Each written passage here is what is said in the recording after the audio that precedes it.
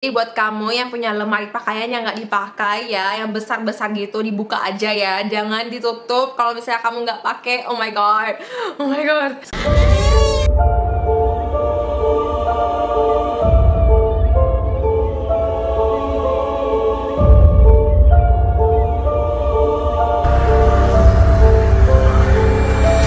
Hi guys, welcome to another episode of YouTube and Chills. Nama aku Yufi dan hari ini aku mau ngebacain cerita horor. Tepatnya ada 2 cerita horor. Ini tuh tentang teman hayalan. Imajinasi. Ya, imajinasi.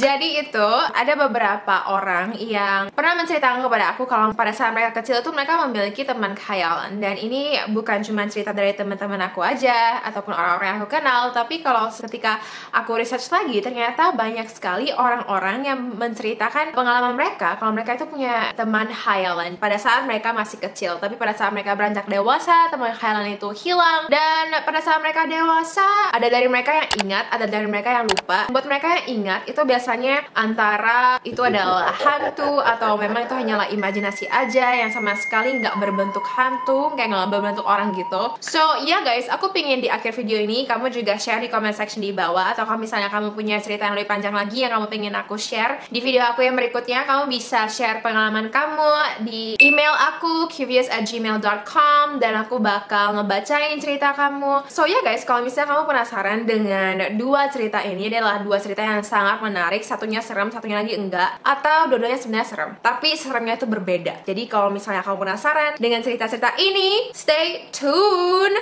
Dan juga guys, kalau misalnya ini adalah video pertama yang kamu nonton dari channel aku, welcome. Aku adalah video tentang misteri, video dan juga fashion setiap minggunya. Jadi kalau misalnya kamu suka dengan topik tersebut, make sure untuk subscribe dan juga turn notification on biar kamu jadi pertama yang tahu pas video aku di-upload. Hari ini I find that kayaknya bibir aku kelihatannya natural banget ya, rada-rada pucat gitu, but I just thought, you know what, change of scenery. Dan ini juga change of scenery di background aku, cause I thought kan ruangan ini lebih kecil, jadi pada saat aku ngomong itu bakal lebih jelas gimana gitu, khusus untuk story time. I don't know guys, but anyway, talking too much. Hari ini aku pakai Madara Lashes dari Ahura Lash. Ini tuh tipenya London Supernatural. Try it out. Anyway, let's get to the story. Cerita pertama. Saya selalu merasa teman khayalan sebagai sesuatu yang menyeramkan. Anda mendengar kisah-kisah ini tentang anak-anak yang memiliki teman khayalan yang merupakan hantu, atau anak-anak yang menunjuk ke foto-foto kerabat yang mati dan berkata, "Itu kakek. Dia bermain dengan saya setiap malam." Saya benci cerita-cerita itu. Saya selalu berharap anak saya sendiri tidak akan memiliki imajinasi yang seperti itu. Tetapi ketika kami pindah ke sebuah townhouse di kawasan elit, dia mulai punya teman. Beberapa minggu setelah pindah, dia dengan pede menyatakan keberadaan teman khayalannya di meja dapur. "Aku bermain dengan badut tadi malam, Bu." "Badut?" Saya mengurutkan kening. Dia tidak punya mainan badut. Saya telah melihatnya pada usia yang mudah dipengaruhi, dan hubungan saya dengan badut tidak nyaman sejak itu. Tidak ada mainan badut yang diizinkan masuk ke rumah. Iya, badut itu datang ke kamarku dan bermain bersamaku setelah kamu tidur. Ya Tuhan, saya ingat berpikir, mengapa dia harus menjadi badut? Iya Bu, dia baik banget. Dia kasih aku coklat. Aku menerutkan kening, tetapi senyum muncul di sudut mulutku. Tentu saja teman khayalannya akan memberinya coklat. Anak saya suka dengan coklat. "Sayang, kamu tahu kamu tidak diizinkan makan coklat kan?" Aku tersenyum kepadanya. Dia terkikik. "Tapi itu coklat ajaib, jenis yang bisa Anda makan, dan tidak pernah sakit perut." Kedengarannya seperti coklat yang sangat enak. Pada saat itu saya yakin kalau karena kita pindahlah, dia memiliki teman khayalan. Tidak mengejutkan karena apartemen lama kami berada di sebuah gedung dengan beberapa anak lain. Sementara tetangga di rumah ini semuanya lebih tua. Memang ada anak-anak daerah itu, tapi tidak ada yang bermain di sekitar rumah. Sebaliknya, kami memiliki sebuah pasangan lansia di satu sisi dan muda yang sedikit lebih muda di sisi lain. Tidak ada cucu yang datang berkunjung. Jadi halaman depan rumah mereka selalu kosong. Jadi anak saya Ellie membuat teman khayalan. Tidak terlalu aneh. Saya hanya tidak mengerti mengapa dia harus menjadi seorang badut. Ini berlangsung selama bertahun-tahun. Saya mengetahui bahwa badut itu tinggal di lemari pakaiannya, bahwa dia sangat baik, dan bahwa dia kadang-kadang memberinya coklat ajaib. Pada satu titik, Ellie berhenti berbicara tentang dia, dan aku berharap ini akan berhenti sendiri. Saya bertanya kepadanya tentang badut itu. Jadi, kamu tidak bermain dengan badut lagi? Tidak, dia berkata. Dia berusaha melawan senyum, menunduk. Ellie tidak pandai berbohong. Ellie, apakah kamu mengatakan yang sebenarnya? Tidak. Kenapa tidak? Dia memberitahuku untuk tidak memberitahu ayah dan ibu. Ini rahasia. Aku pun menjawab. Tapi kamu selalu bisa memberitahu ibu rahasia apapun kan? Ketika kamu memberitahu ibu, kamu akan selalu diizinkan. Iya, dia masih datang dan bermain dengan saya, tapi dia tidak memberi saya coklat lagi. Dan begitulah seterusnya. Perlahan, sepertinya badut itu menjadi kurang ramah. Bu, aku tidak suka badut lagi. Oh, benarkah? Saya berkata lega. Kenapa tidak? Aku tidak tahu, aku tidak menyukainya lagi. Ya, kamu tidak harus bermain dengannya jika kamu nggak suka lagi dengannya. Kamu tahu kan? Tapi dia ada di kamarku. Ya, kalau begitu katakan padanya untuk tidak datang ke kamarmu. Dia mengangguk serius. Mungkin aku akan suruh dia pergi. Beberapa hari kemudian, dia mengangkat topik badut itu lagi. Bu, badut itu tidak suka ketika aku mengatakan kepadanya kalau aku tidak ingin bermain dengannya lagi. Ya memang gitu, kalau misalnya kamu suruh dia pergi ya pastinya dia nggak suka. Saya merespon saat membaca koran. Apakah aku harus bermain dengannya? Aku menurunkan koran, memandangnya di seberang meja sarapan. Saya tidak pernah memiliki teman hayalan. Saya tidak benar-benar tahu cara kerjanya. Bagiku, dia bisa berhenti mengada-ada. Tidak sayang, kamu tidak usah terus ngomong dengan dia. Katakan padanya bahwa ibumu berkata bahwa kamu tidak diperbolehkan bermain dengannya lagi. Oke? Baik. Tapi saya rasa dia tidak suka denganmu, Bu. Saya tidak bisa menunggu dia keluar darinya.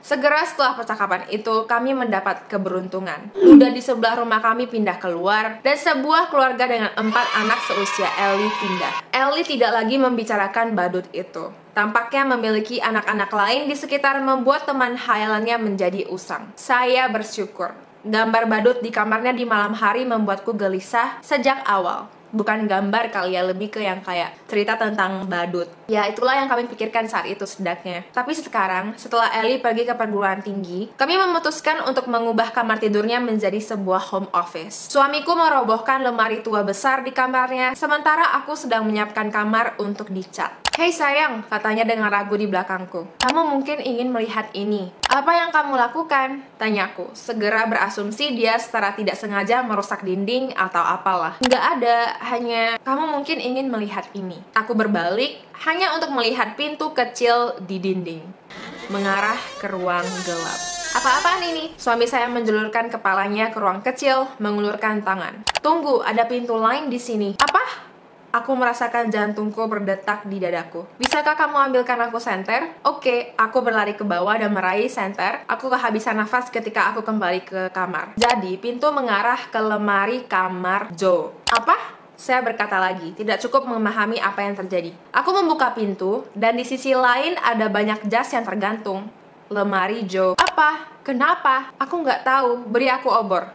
Lisa, dia berkata dengan suara datar. Kamu mungkin ingin melihat ini. Apa yang kamu lihat? Tanyaku. Suamiku pun bilang, datanglah ke sini. Aku berjalan mendekat dengan hati tercekat, tidak ingin melihat apapun yang dia temukan. Mark mengarahkan obor ke ruang kecil di dinding.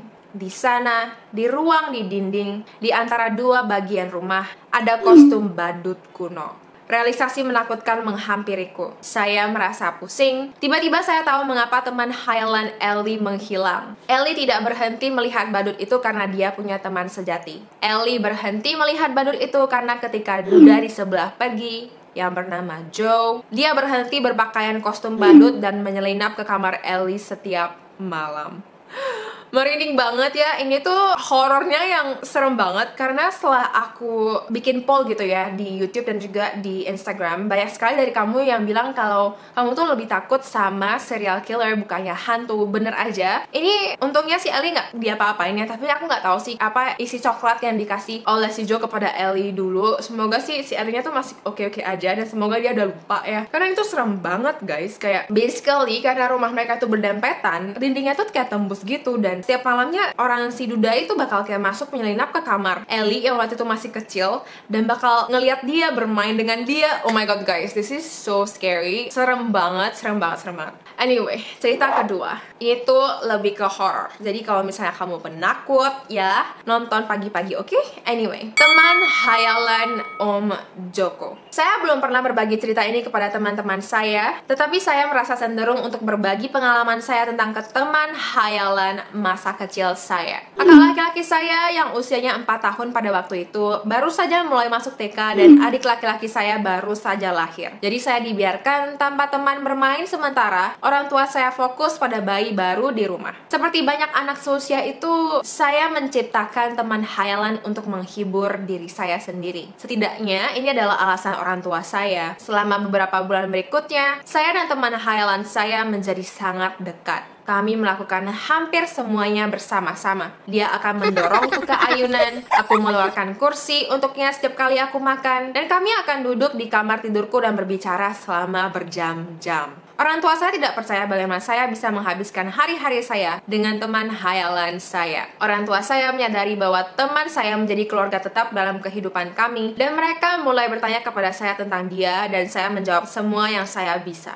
Siapa nama temanmu? Namanya adalah Om Joko. Dari mana Om Joko berasal? Dari Sidoarjo. Apakah Om Joko selalu ada? Iya, dia mengikuti saya kemanapun saya pergi, kecuali saat dia pergi memancing. Orang tua saya sedikit terkejut ketika mereka mendengar jawabannya. Ayah saya memiliki seorang paman bernama Joko yang tinggal di dekat sebuah danau di Sidoarjo. Tetapi dia telah meninggal hampir 10 tahun sebelum saya lahir. Orang tua saya menjelaskan bahwa itu semua terasa aneh, tetapi mereka berpikir mungkin saya telah mendengar percakapan di mana dia disebutkan dan menyimpan beberapa detail utama. Tidak terlalu banyak waktu berlalu sebelum saya berkomentar pada ibu saya yang menyebabkan dia membeku ketakutan. Om Joko mengatakan dia menyukai kalungmu. Ibuku mengenakan kalung mutiara yang diberikan Om Joko kepadanya ketika dia menikah dengan ayahku 15 tahun sebelumnya. Tidak mungkin saya tahu dan dia menemukan ini sangat meresahkan, tetapi meyakinkan dirinya sendiri bahwa itu pasti hanya komentar acak dari seorang anak berusia 3 tahun. Hampir 1 tahun telah berlalu dan saya sedang bersiap untuk memasuki prasekolah ataupun TK ketika orang tua saya memperhatikan bahwa saya tidak menyebut Om Joko lagi. Saya menyatakan tidak peduli kepada mereka tentang dia, tapi rasa ingin tahu mereka mendapatkan yang terbaik dari mereka. Suatu malam, mereka bertanya kepada saya apa yang terjadi pada Om Joko, dan saya memberitahu mereka bahwa dia tenggelam. Cukup aneh untuk anak berusia 3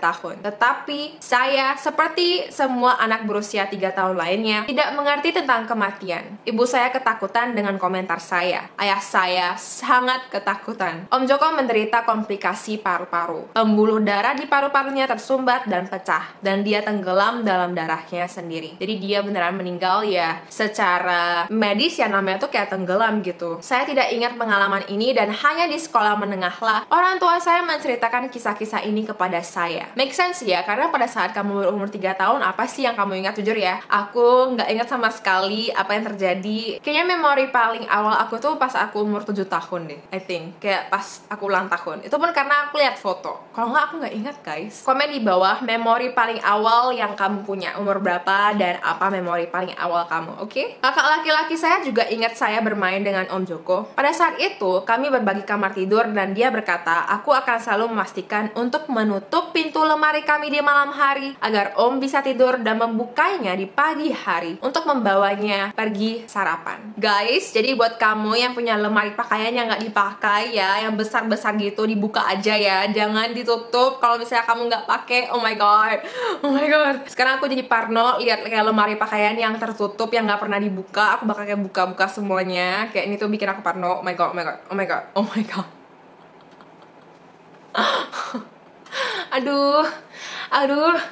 Aduh, makanya ya aku tuh nggak bisa terlalu sering untuk ngebacain cerita-cerita horor karena ini tuh kayak beneran nakut-nakutin diri sendiri, jadi kayak kepikiran dan parno gitu. But you know what?